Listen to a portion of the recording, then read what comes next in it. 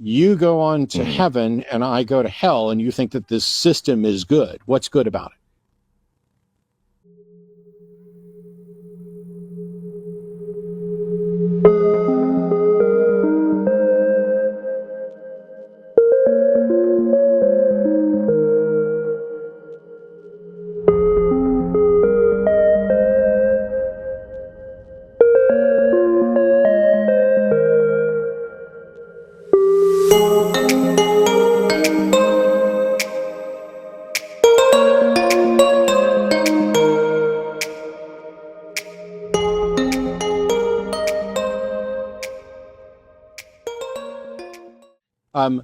I'm on a delay. Who So goes to hell?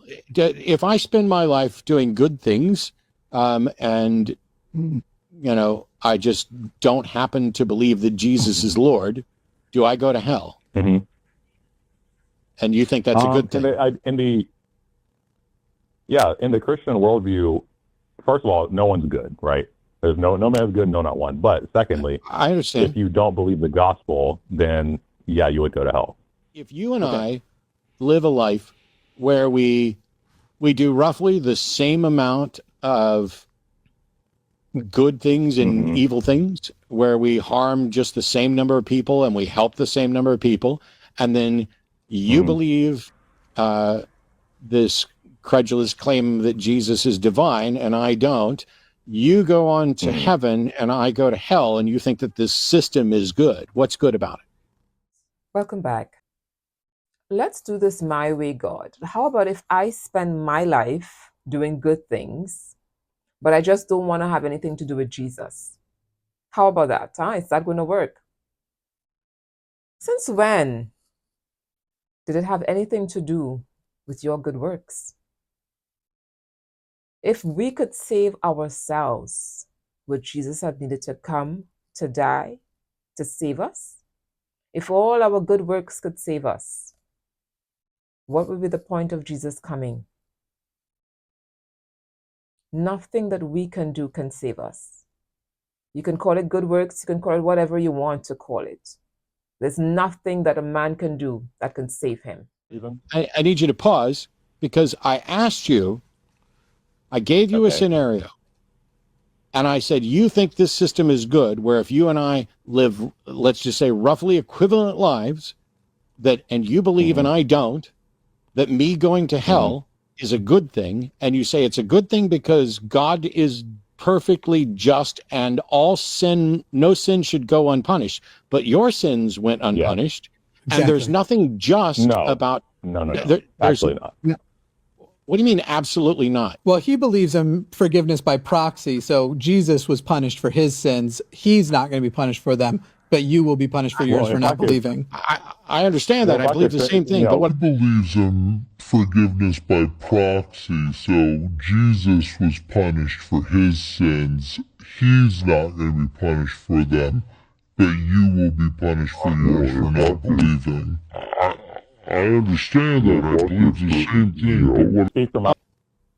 Now, first of all, your idea is that God is perfectly just, and that is why hell makes sense. But why is it perfectly just for two people who've had the same impact on society and the same values, for one of them to be sent to heaven and one of them to be sent to hell, where the only disparaging criteria, the only difference in the criteria, is whether or not someone is convinced of the divinity of Jesus? What about not being convinced of the divinity of Jesus is so evil that it requires one to be tortured forever? Forever. Yes, the reason that his sins go unpunished is because he has decided to humble himself and accept the payment for his sins. Imagine that you're in a courtroom. The judge sets bail. You do not have anything close to that bail money. Someone comes into the courtroom and offers to pay 100% of your bail. You downright refuse, and then you want to walk out of the courtroom a free man. Do you think that will work? In the same way, the price for sin is so high, we cannot pay that price. Jesus came to this earth. He paid that price. You want to refuse it. You want to say there's not enough proof for it. You want to say you can't accept it. You want to there's nothing that convinces you that there's anything like sin or that is anything that is wrong. And then you want to walk out of God's courtroom a free man. It doesn't work on the earth, and it surely does not work in heaven. I'm not convinced that sin is a real concept. I'm not convinced there should be a penalty for it. I am not convinced that substitutionary atonement is real. I'm not convinced of divinity. See, you can't say that it makes sense if you accept the doctrine when I don't accept the doctrine.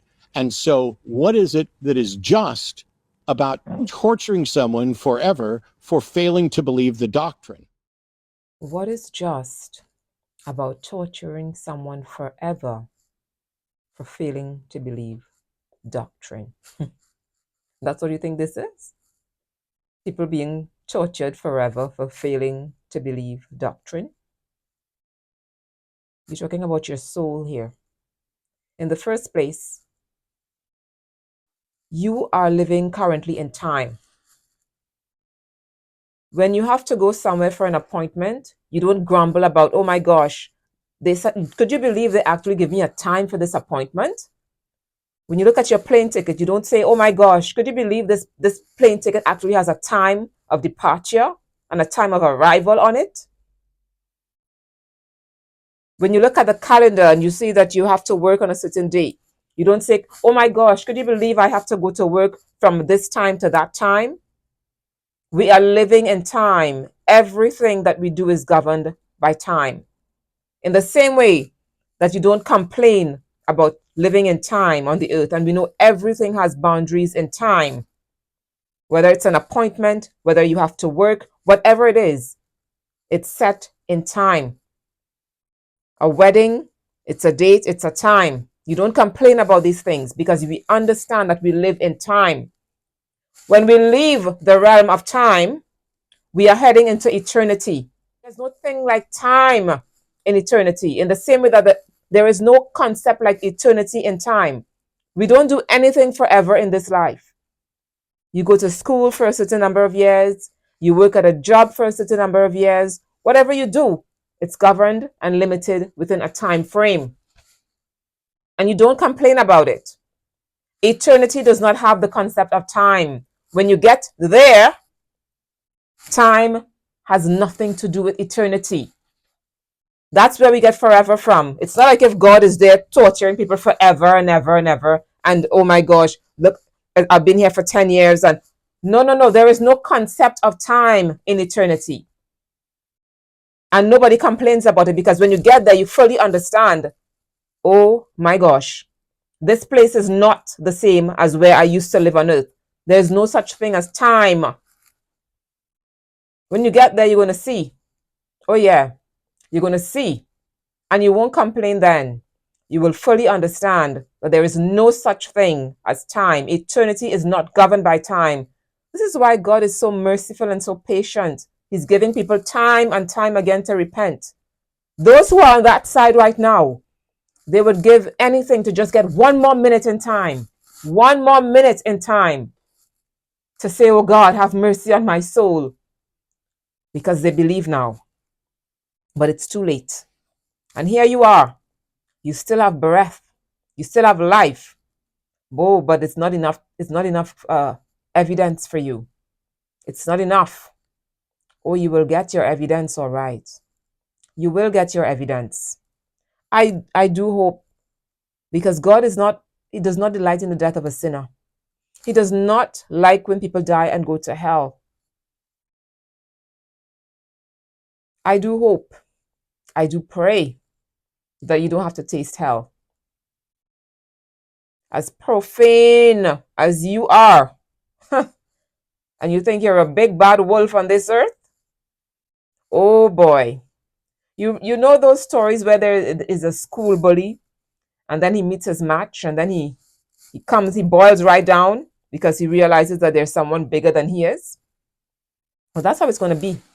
You think you can be so profane on this earth? Or you're going to hear profanities in hell? Oh my God, why? Why do people have to just ignore salvation and end up in hell after they heard it so many days of their lives. Think about this for a minute. If I don't believe in fairy in the tooth fairy, would I create a YouTube channel and ask people to call in and try to convince me, give me your best argument about the tooth fairy? If I don't believe in something, if I really truly don't believe, why would I make that time?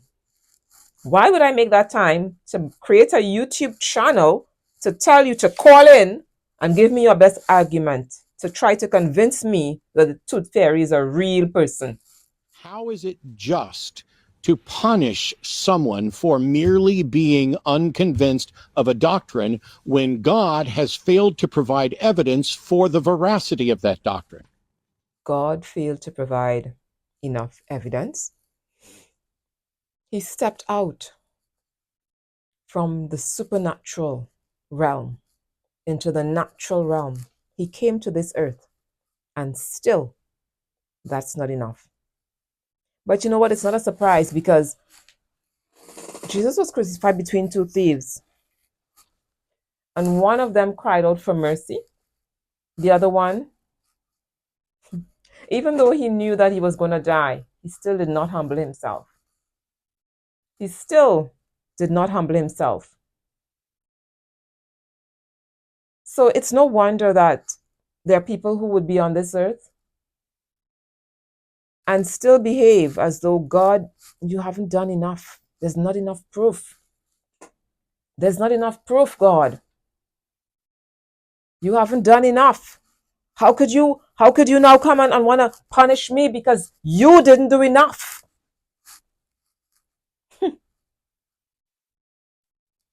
Ah, boy, you know what's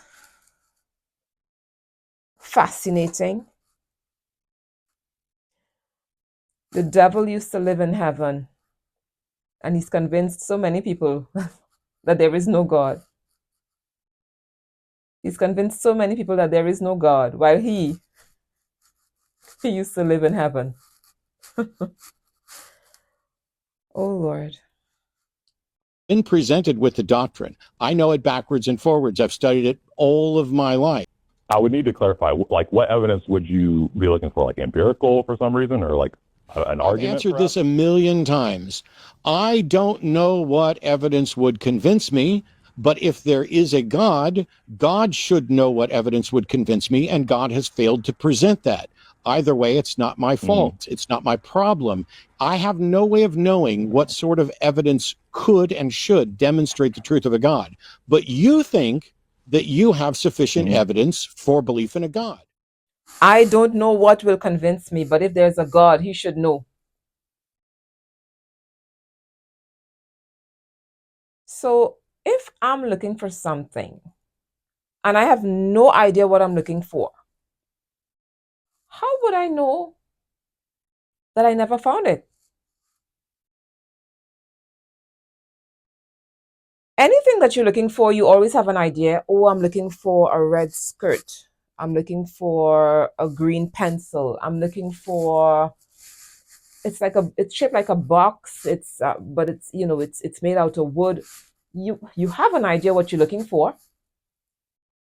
Imagine a guy, he's looking for a yellow car. A yellow car is right next to him, and he's looking all over for a yellow car. And then someone asks, so what are you looking for? Because they realize that he's looking for something. I'm looking for a yellow car. But sir, there's a yellow car right next to you. If you don't know, if you have no idea what you're looking for, how would you know that how would you know that you haven't found it? How? You tell me how you would know that you didn't find it.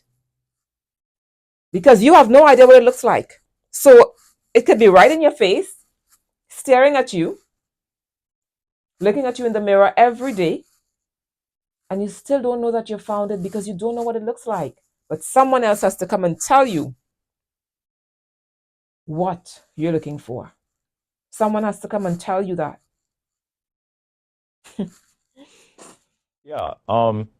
Well, I'm Yeah. sorry, sir, but if you don't know what evidence would convince you, I can't help you. But you think that you have sufficient evidence for belief in a God. So instead of asking me what would convince me, why don't you demonstrate what convinced you? And then I can either say, aha, Yeah. I agree, you have good standards of evidence, I'm now convinced, or here's your problem. How about you tell me what convinced you, and I'll look into that and see if it will convince me. I don't know why people keep falling into these traps. I don't know why people even keep calling calling into these shows, especially when these people could be so disrespectful.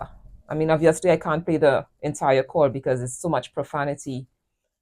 But from the moment that someone starts to speak to you in that manner, why don't you just disconnect the call? Why are you staying on the phone listening to that, putting all of that in your spirit, all of that profanity in your spirit? Why?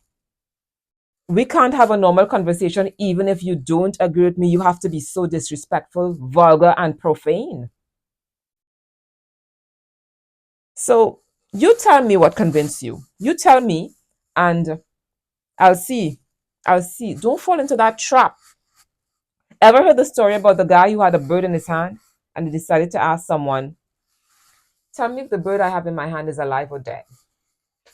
So he had planned, if you say it's alive, I'll crush it and I'll kill it. And if you say it's dead, I'll show you that it's alive. It's the same thing. Everything that you say, no matter what you say, they're going to have a response that says, well, this is why I don't believe this. And this is why I don't fall into the traps. Don't fall into those traps of trying to convince people who don't want to be convinced. So do you honestly believe that they're going to say to you, you know, I never thought of it that way. You're right. You know what? We're going to have to close off this show now because now you've finally given me some evidence that I never thought about.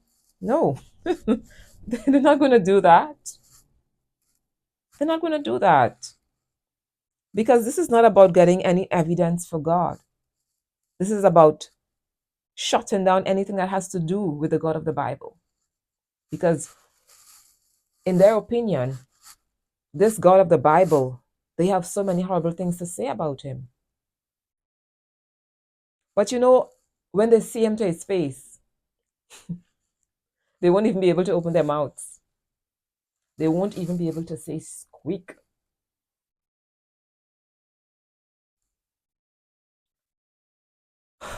Jesus came to this earth and died. He died to save humanity so that we don't have to face that horrible place called hell. I'll tell you a story. When I was 19 years old, there was this news coverage, the story in the news on the TV of a young girl, also 19, that was kidnapped, abducted, whatever you want to call it. She was taken by someone. And the story was in the news for a few days about this young girl. She was taken. No one knew where she was being held, nothing. Eventually, they found her dead in a field. And it was at that time that I got to realize that it was one of my classmates from school we had just graduated. So that was one of my classmates. And all of this time when I was hearing this story, I did not even know until she was murdered that, oh my gosh, that was my classmate. We just graduated, 19 years old. And I remember going to her homegoing service. And she was cremated on an open fire.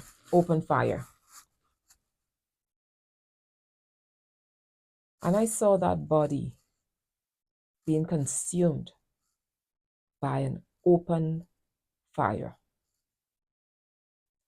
And her sister was screaming out her name at the top of her lungs. And she, if she was not being restrained by at least 2 or 3 people, she was going to go in that fire and pull her sister out. She was reaching out. She was reaching out into that fire.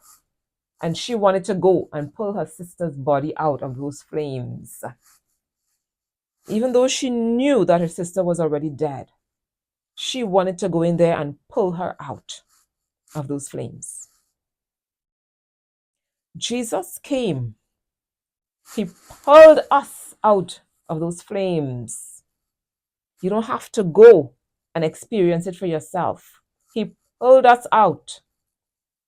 And here you are, talking about there's not enough proof. And God is at fault for that. And this and that. Time is running out. These arguments about whether God is real, whether Jesus was resurrected, all of these things, it's coming to a swift close.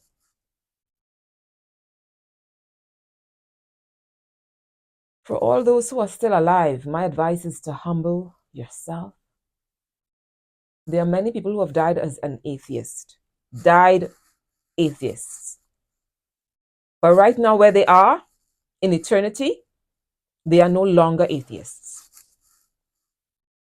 And they would give anything to have 1 more minute in time to use their breath to say, Lord Jesus, have mercy on me. They would do anything to just get 1 minute. But that minute will never come. You have that minute right now.